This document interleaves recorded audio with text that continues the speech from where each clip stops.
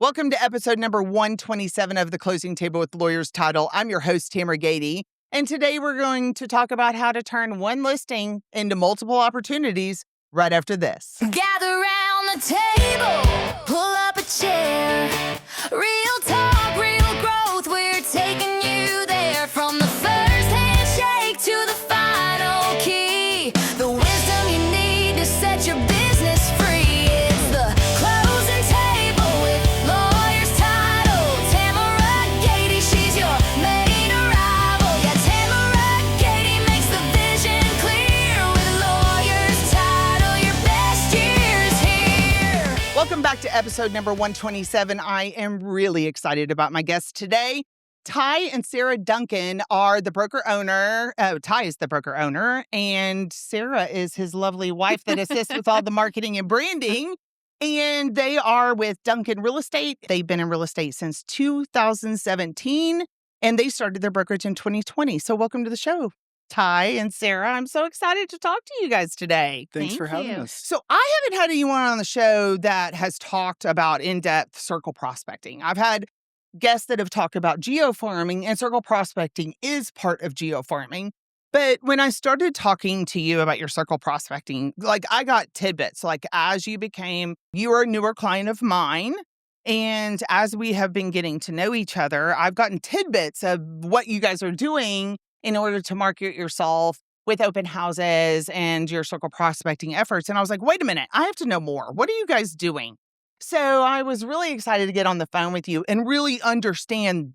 I mean, this is a serious program, and it has turned into a lot of business for you guys. So deep diving into this, I'm really excited about. So let's figure out how you take one listing and turn them into 10. Yeah. Everybody wants to know that. And besides, I love that you're going to talk about things that are controversial amongst realtors, whether they feel it works or doesn't work. And so I'm excited to talk about some of those things today. Okay, so question number one, let's kick it off. Your circle prospecting strategy just goes beyond just putting a sign in the yard, right? So let's talk about what's the mindset behind your approach and why is that critical in today's market to fully activate every listing opportunity? Who wants to field that one?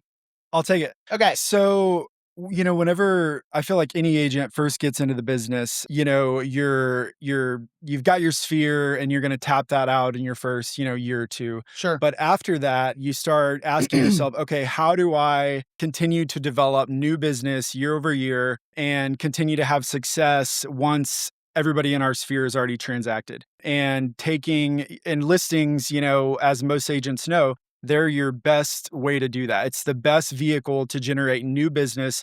You've got a sign in somebody's yard. Your, getting information is blasted out all over, Zillow and all the third-party sites and MLS and social media. And so, having listings is the number one driver for, our business of developing new business. And so, we really took a deep dive into, okay, how do we maximize every single opportunity we get, with our listings to turn those into additional buyers and additional listings. So that's kind of that was what started it all. And we kind of just dug in really deep and have developed a great system for You it. have dug in really deep and you have created a really good program.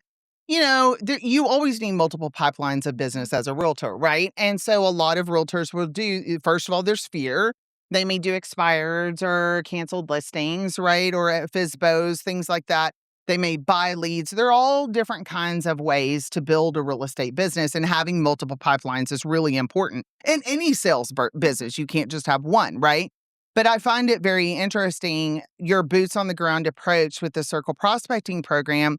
I just haven't heard about someone doing this that in depth in a really long time. So before we dive into the mechanics of the program, what I do want to talk about is a specific example of, and this is a house you have listed right now. Mhm. It's the listing on Hughes, which we're very excited about because it's your biggest listing to date. So congratulations. Thank you. So let's talk about how, because you've already turned that one into additional business, and it came from as additional business from another one. Yes. Mhm. So there's a ripple effect here. So can we talk about this listing, how it came about and how it's turning into multiple listings for you?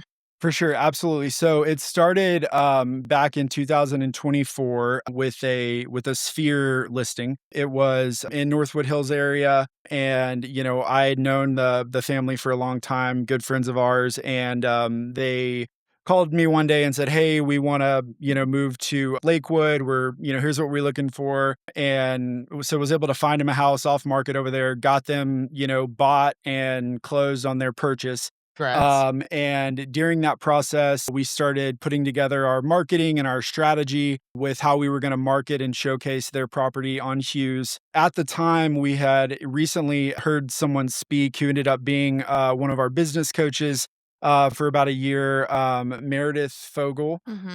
Shout out Meredith. Shout out Meredith. Yep. She's awesome. She's in Virginia, I believe. And she's developed a system called the viral listing strategy. Okay. Viral listing strategy. Yep. And so that's kind of, we have kind of developed that and tweaked it a little bit to fit our business, but that's kind of where it all started. And essentially we got, the house listed on Hughes. First house. This was the first house. Yeah, this was the first house. Yeah. It was also on Hughes. Okay, correct. Yeah. Spring of 2024, we did a private neighborhood preview on Friday where we invite all the neighbors, immediate neighbors. We do door hangers and email blasts, and Sarah and I are literally out there, going door to door, introducing ourselves, putting door hangers out, inviting people to this mega open house event that we were hosting at the property on Saturday. And so Saturday rolls around and we have a good turnout.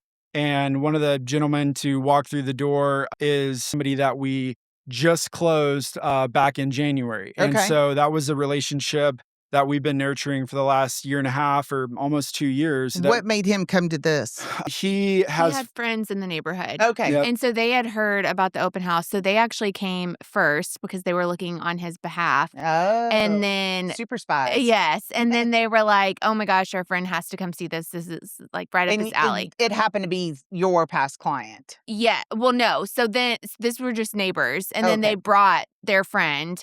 And he was not interested. He came to look at the house, like during the open house. Like they came first, and then before the open house was over, he came back to see it himself. And then he was not interested in that specific property, but he turned into a buyer client that Ty has been working with and building a friendship really with at this point for the past year and a half. So we just closed his purchase from him coming to look at that house a year and a half ago. We just closed on his purchase. In January. I mean, you're already talking about how you're spinning this, right? Yeah. And how you're making this grow into continued relationships, leads, and then a conversion, right? And then part of our strategy too is, which we'll again, don't like be you said, spoiling alert, Sarah. We'll get into the mechanics, but we also circle dial as part of our strategy sometimes, and so we picked up another listing opportunity through that original Hughes listing. So right now we've talked about one buyer client that we got from that listing. And then we picked up another listing in that neighborhood from somebody that we circle dialed.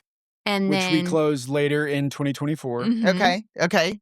And then keep going. Sorry. Yeah. And then we have more opportunity that you're going to talk about. Yeah. This is just, I'm just so fascinated. So two so far. Yeah, two so far. Yep. The original listing was $2.1 million. The buyer client that we closed this past January was $1.5 million and change. The listing that we closed, that we landed from this one and closed in 2024 was, I want to say we were listed at like $1,350,000. I mean, these aren't $400,000, $300,000 houses. Okay, I love it. We closed somewhere in that $1.3 million range in 2024, and then the listing that we currently have was actually a sign call. That's unbelievable. Because she lived on the street. It was a sign call, and now we have that. But wasn't it because after we got it closed? So she had been watching. Okay. She had been watching the whole time. She watched how long it sat on the market. Did she come and see it? She did not ever come and see it. You've never met her? No, we had never met her. And then she called Ty, and she had been watching us. Like, we didn't realize, obviously, that she had been watching, but she was watching closely. She saw exactly how many days it sat on the market. She saw as soon as it went pending, what as kind soon of as it went marketing under you contract, did. all the was marketing, receiving all of our marketing material, all of our communications.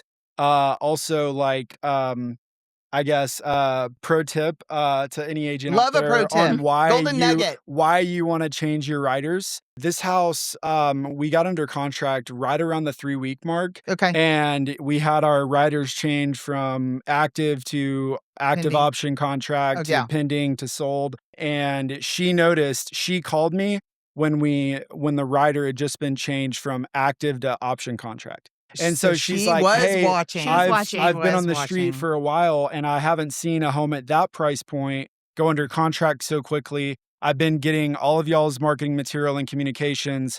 I'm like really impressed. I've been rolling around the idea of considering selling for the last year or so. You know, would you be open to coming over, looking at our home, you know, giving me your opinion on what you think it's worth and just going from there. And so, and it was the wife that reached out, not the husband.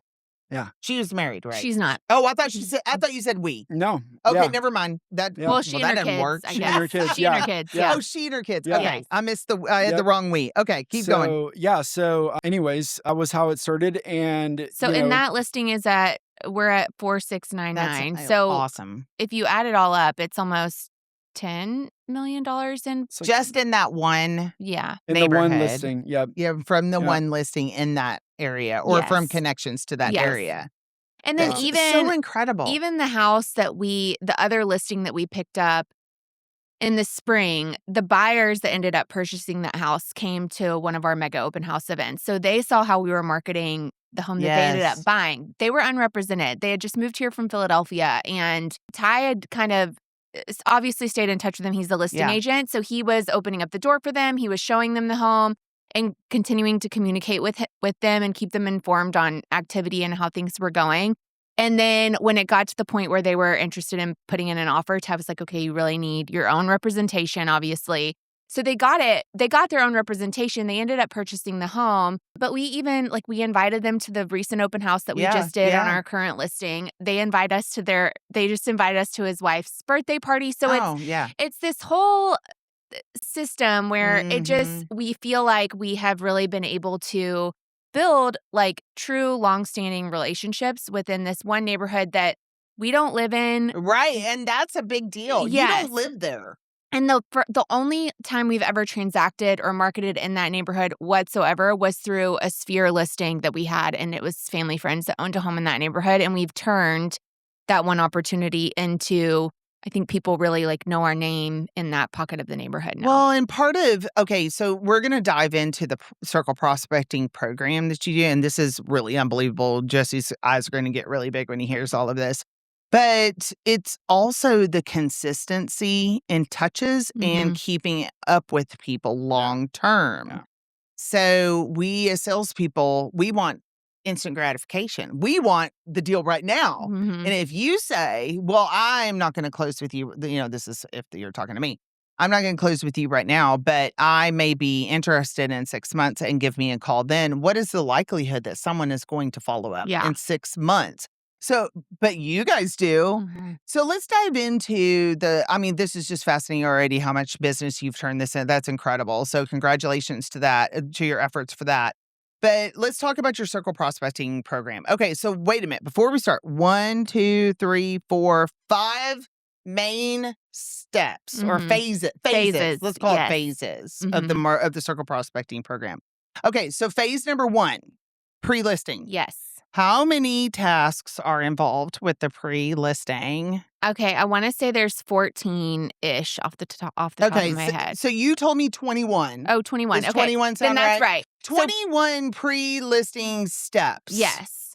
And that's the bulk of the work or effort is really front-loaded because that, like, during the pre-listing phase, it's when you're getting your photos taken. And then obviously that one step, like you're using that one step in your coming soon campaign, you're active on market, you're pending sold. So the majority of it is all front-loaded into pre-listing. So it would make sense that there's 21 steps in that phase. And then as you kind of progress, there's really like 14 or 15 in every other phase. But that's still total. Yes. Very intricate program. So what makes you unique with your pre-listing program? One of the things we talked about were door hangers. Because I I can't tell you last time I heard about somebody doing some door hanging. Yeah. Well, so I think it's been years. Yeah. Honestly, pre-COVID for sure. I mean, I like door hangers because they are less expensive than postcards. Okay. I think they stand out because, like you said, nobody does door does hangers. And so for us, like, I think people just pay attention to them more,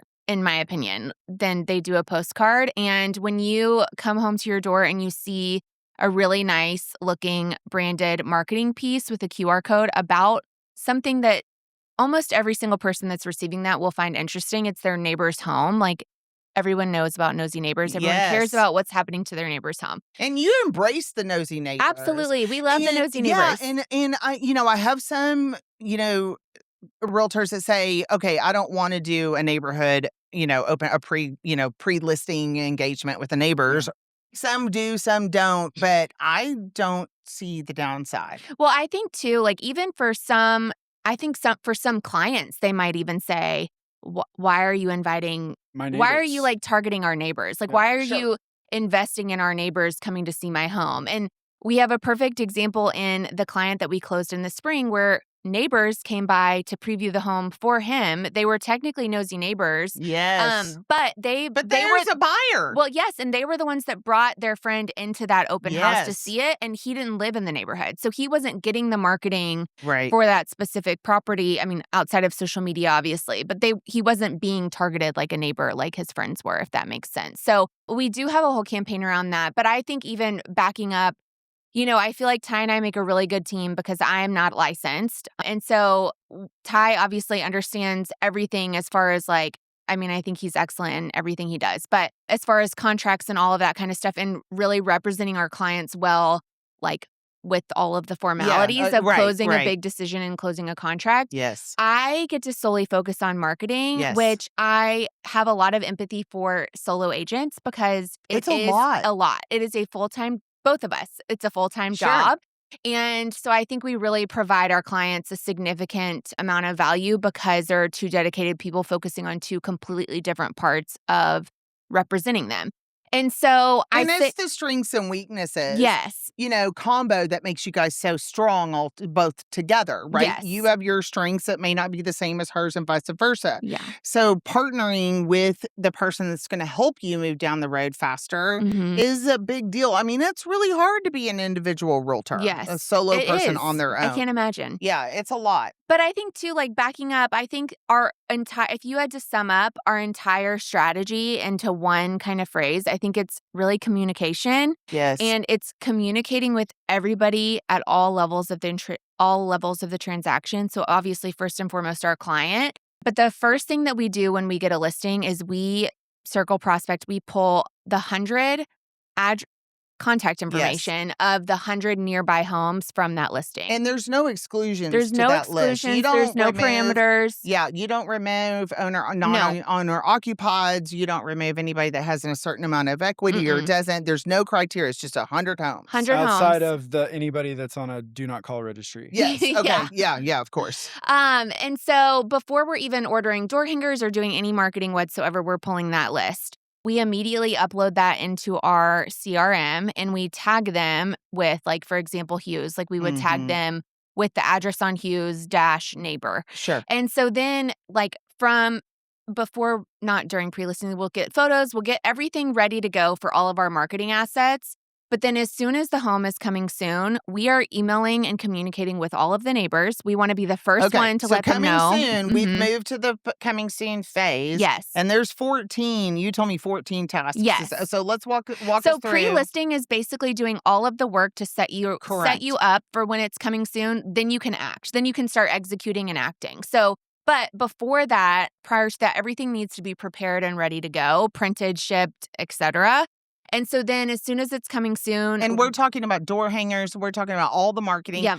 Door hangers, property brochures, postcards. I'm trying to think of. That's the big stuff. And then, but also too with it's kind of all over the place because it all it backs into each other, if that makes sense. So during pre-listing, we're also reaching out to our vendors to make sure that they're available for our mega open house event. Because if you have most of the time you're coming soon could only be a few day window. Okay, and it's like a really important time. You want to capitalize on the coming soon period as much as you can, The even if open it house is a few days. kind of starts with the pre-listing It starts with the phase, pre-listing. yes. Like we want to know exactly when the first weekend on market is, and we do everything to make sure that weekend we are like a big getting deal. as much visibility on that property as possible. So so coming soon is really important. I know in an ideal world we would have like 2 weeks of coming soon. It doesn't always work out that way. So we just do what we You can. just work harder and longer. Yes, yeah, exactly. But then once it's coming soon, like we are emailing the neighbors. We're letting them know about the mega open house event. We're communicating. And there's an hour before the mega open house that they are invited for an exclusive look. So we do a and neighbor. You find that we've already demonstrated that is super effective. beneficial. Yes. We do a sneak preview neighbor open house.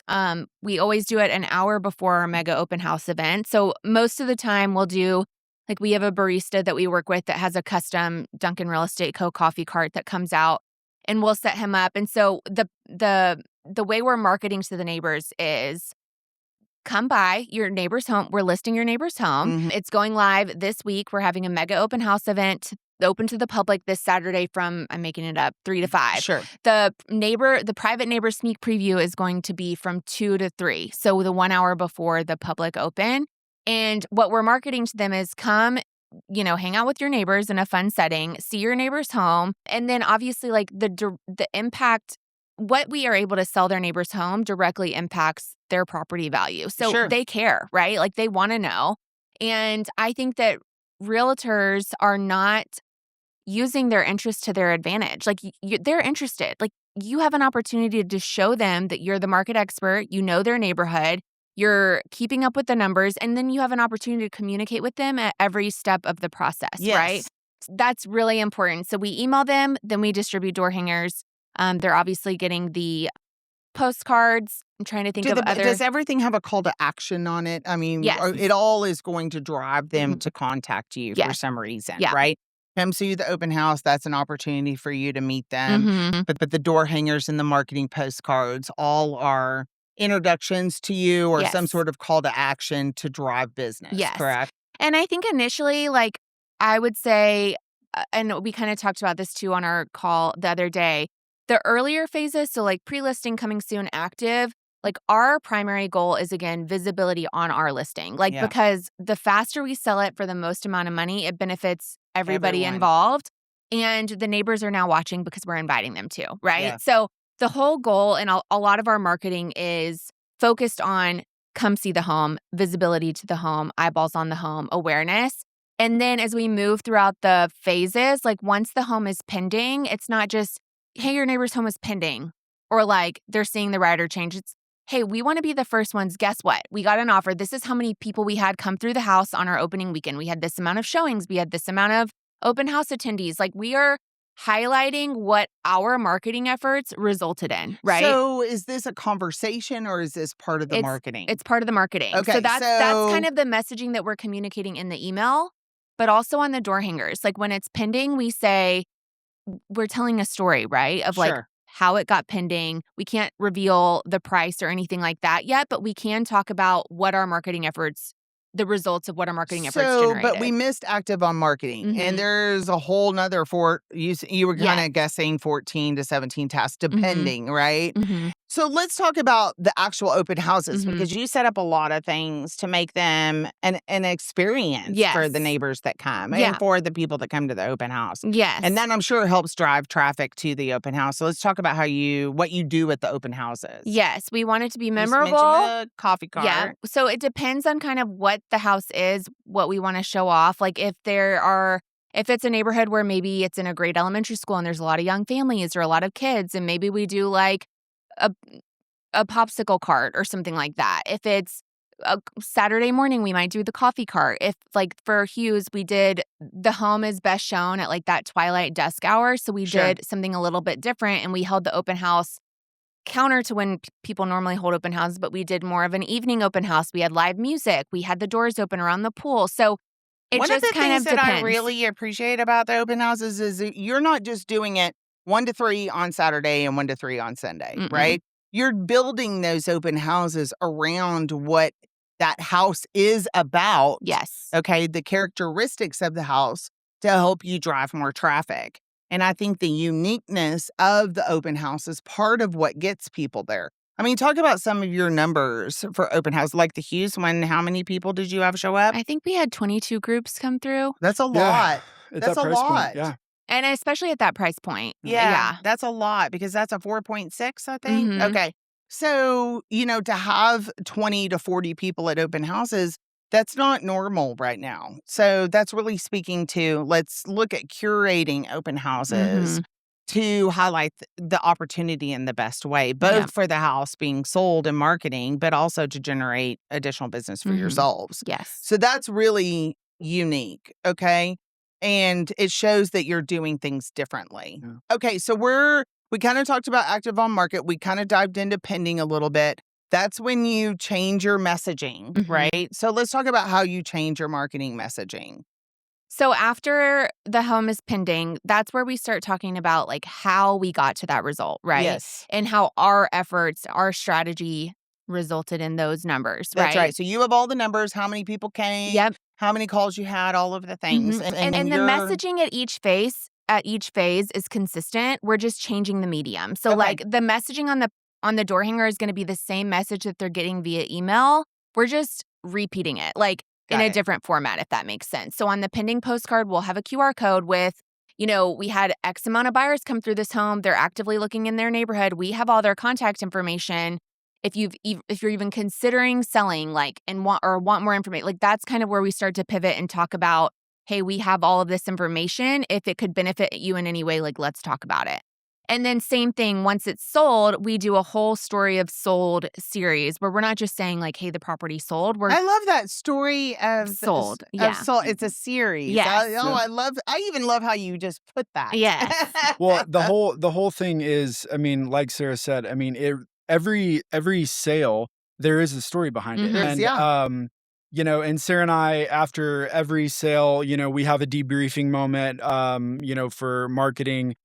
Sarah's always trying to drag the, nitty gritty details out of me. Okay, what made this one different? That's important. Why do you think that things unfolded the way, and even just the other day, I was like, okay, remind me for this one, I remember there were multiple offers. What made you win this negotiation? And he was like cash offer, quick close. And I was like, babe, I'm trying to tell a story here. Yes. I'm going to need a little bit more. That's not a good story to tell. But it's one of those things. But I'm just giving him a hard time. It's it's almost like a time lapse of hey, here's where the home was before. Here's where it is during the process. And here's the result that we got to through our marketing efforts and the way that we showcase this property. We got it from here to here in this amount of time. And this is the end result. And it's all pointing back to the way that we differentiate ourselves in the market, our marketing efforts, all of the ways that we advertise and showcase our listings. And we're inviting the neighbors and anybody that'll listen to come along that journey with us. And be a part of the story. Be a part of the story so that they can know what's going on. And it all ties together. The more that we're, transacting in a given neighborhood, we're building relationships. Yes. We're building, brand awareness. We're building familiarity. Yes. A lot of the people that were at our mega open house event on Hughes were people that we had met in the neighborhood in previous, years prior, with other listings, and it just all kind of ties together. And so it really is a system, and it's been really impactful for us. So how did you come up with this? How did you gain this knowledge to implement this intricate and thorough plan of circle prospecting to make sure that it did generate business? We had a business coach, like Ty said, that she kind of termed the phrase or coined the phrase viral listing strategy. And so we basically took the bones of what she was doing and then built it out in a more detailed, evolved way and in a way that works for us. So we changed some of the things that she was doing. And then at this point, we've just dialed it in and perfected it over time, and everything's scripted out, templated out, ready to go. We do some different things here and there, but for the most part, it's pretty rinse and repeat. Well, you've figured out all the kinks, right? I mean, it took already. a lot of Yeah, time. I bet it took a lot of time. Yeah. But it is good now. Okay. So is viral listing strategy, is that simply her strategy, or is that something you could look up if someone was interested? I think that's just her strategy.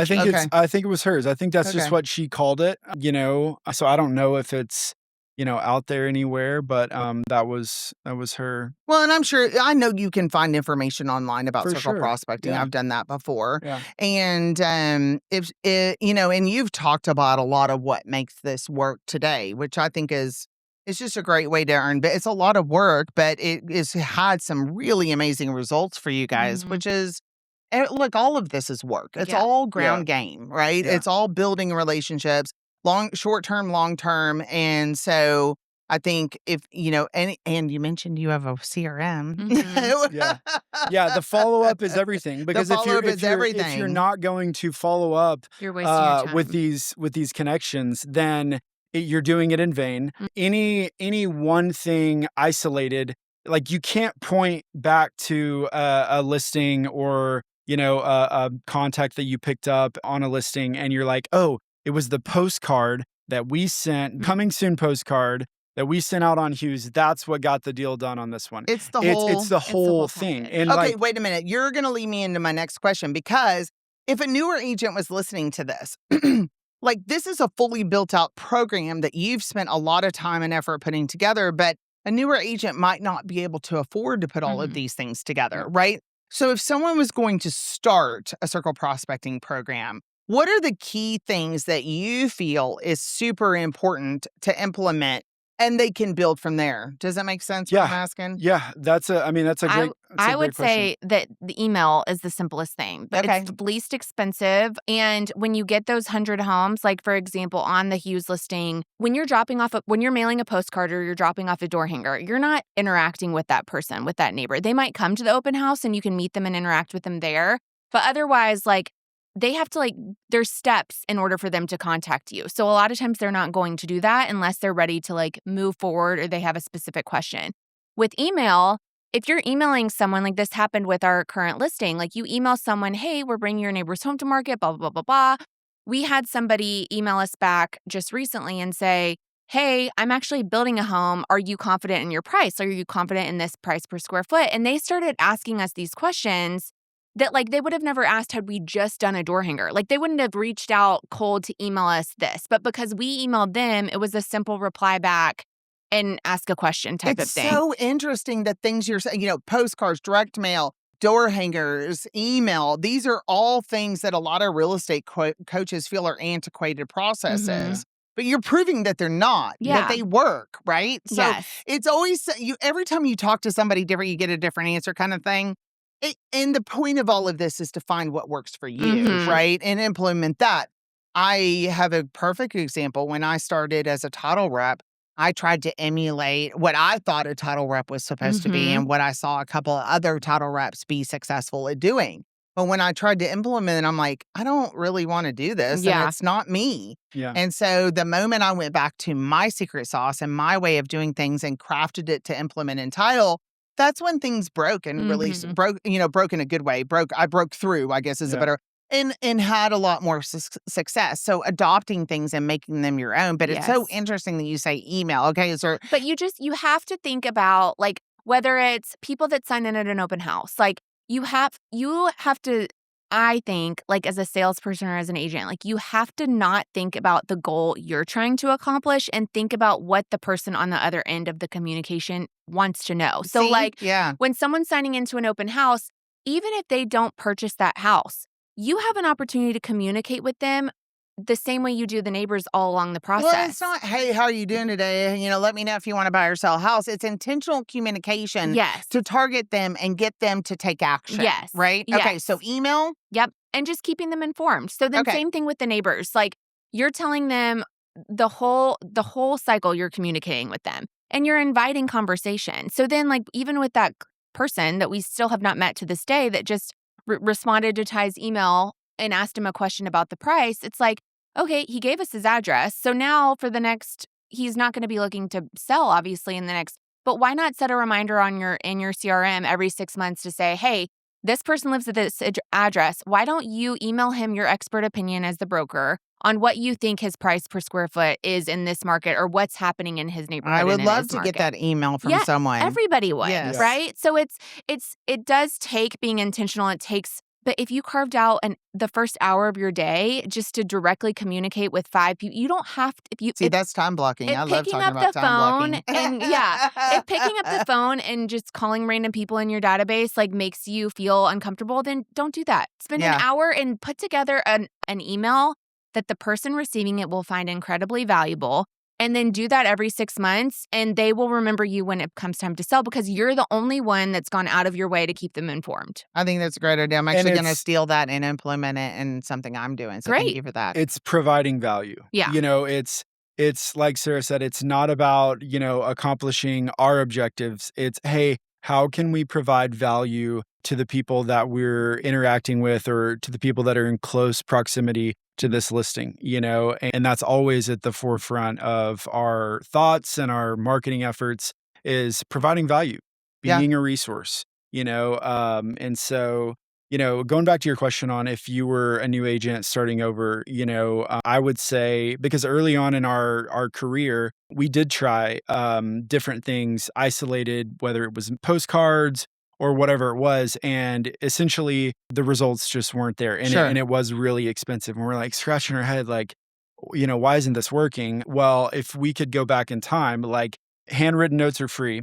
And so you could write handwritten letters. If you can't afford the postcards, you could print out the MLS, client full on the listing, and you could write a little note at the bottom. And you could literally hand deliver it to the 10 neighbors on each side of your listing and the 20 neighbors across the street. Before every open house, you could do that. You could go and you could knock on the door. If they don't answer, leave the letter for them. If they answer, introduce yourself, invite them to your open house, give them the letter, and just inviting them and just letting them know, hey, we're going to be holding the house across the street open, our newest listing. I don't know if you've seen it or heard. We're going to be offering at X, Y, and Z. Would love to see you on Saturday. We're going to have refreshments and coffee. Come by, say hi, come check out your neighbor's house. It's great grassroots effort. It's free. Yeah, for sure. It literally takes no money. It just takes time. Yeah. And so you either got time or money. You that's don't right. have both. You don't have both. Yeah. And then, compounding that with the email, like Sarah's talking about, well, that's a pretty darn good place to start if you don't have a robust marketing budget and all it takes is a little bit of time and energy. Yeah. So. Well, that's a great place to stop for today. Thank you, Sarah and Ty, for being my guests on my show. I am so glad to have your information. I think this is one of those episodes in which I'm going to use it for educational purposes when I'm talking to agents. So thank you for showing us behind the curtain today on your Circle Prospecting program. And that's a wrap on episode number 127. Again, I'm your host, Tamera Gaede. If you like my content, you're really going to love my escrow team. So give me an opportunity to talk to you about your title needs and make it a great day. Gather round the table, pull up a chair, real